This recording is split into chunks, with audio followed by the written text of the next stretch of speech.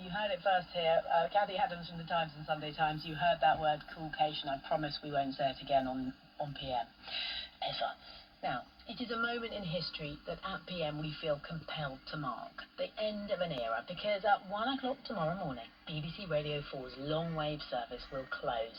The transmitter at Droitwich in Worcestershire, supported by relay transmitters at Burghead and Westerglen in Scotland, has been broadcasting for more than 90 years, carrying everything from wartime messages to the shipping forecast and test match special. The BBC says the transmitter technology is aging and increasingly costly to maintain.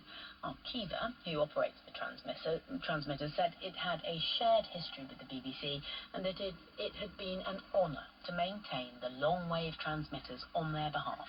Well, Gabriel O'Regan takes a look back at the history of long-wave at the BBC.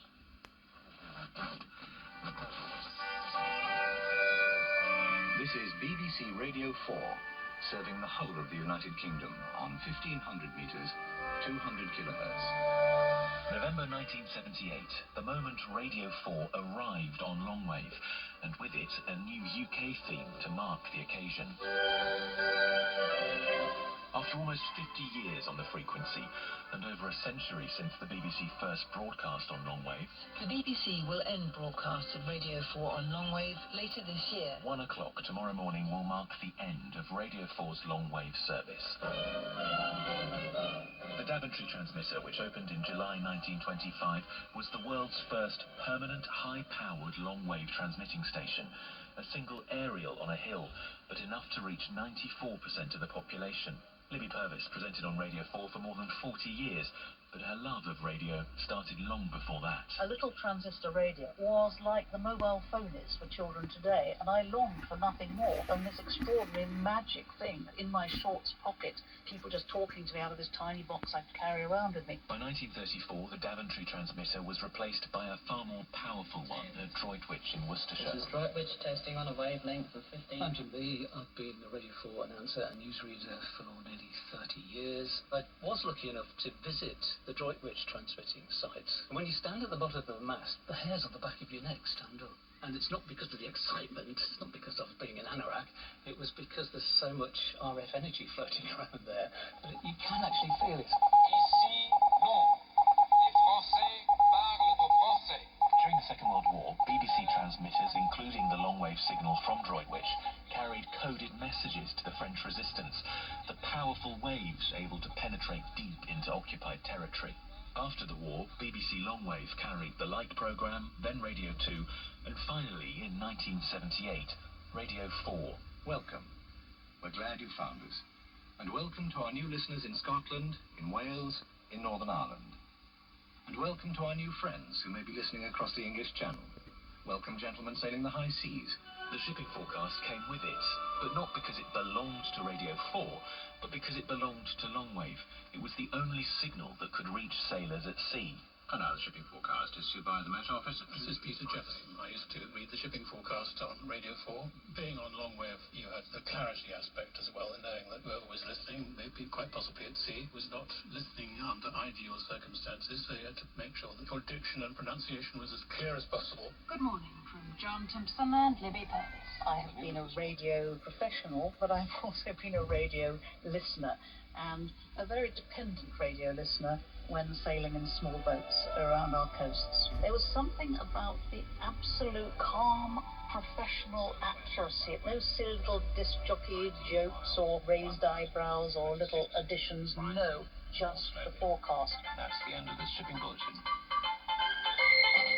Longwave was also the home of Test Match Special. Well, it was eventually. When Test Match Special came to Radio 4 Longwave, it was feeling a bit unloved, and they weren't made particularly welcome by Radio 4. I'm Andy Rushton, and I was for a long time the announcer for Test Match Special on Radio 4 Longwave. You were well aware of the Longwave audience because they were very quick to get in touch, some of whom were very annoyed at having their days of listening to Radio 4 interrupted by cricket. The shipping forecast has actually rather stymied us, and you know that the game is going to end, or whatever it may be, during the shipping forecast. What do you do? Millions of people listening. and off they go to learn all about Rockall.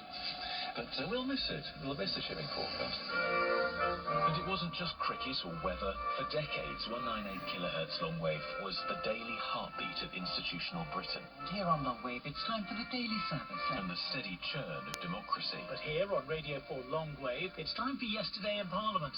Gradually, though, the programmes, traditions, quirks and relevance of a network and wavelength steeped in history have faded away. The UK theme, composed to welcome Radio 4 to long wave, was dropped in 2006. Which of course means that now we've come to rather an historic moment.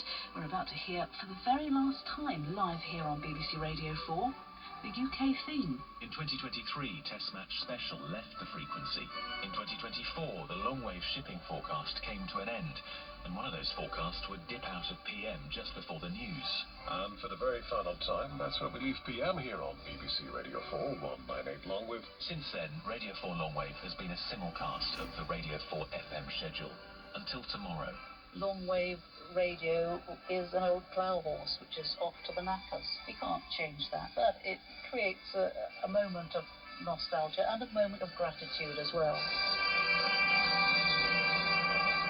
Gabriel O'Regan on the truly momentous end of long wave. We are still here, of course, and You're listening to BBC Radio 4 on 198 kHz Longwave.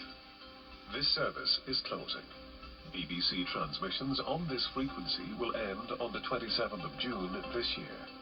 However, you can continue to listen in many other ways. You can find BBC Radio 4 online via BBC Sounds. Radio 4 is available on DAB, digital radio, and through your digital television, including Freely. Radio 4 is also available via FM radio on 92 to 95 MHz and 103 to 105 MHz.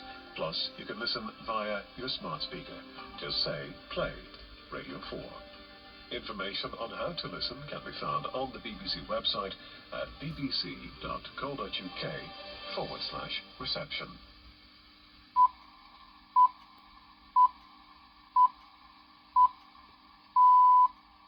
Death and destruction in Venezuela, where Bye bye Radio 4 on long wave. Memory channel 42 on my transceiver. It's been bloody marvellous. Thank you.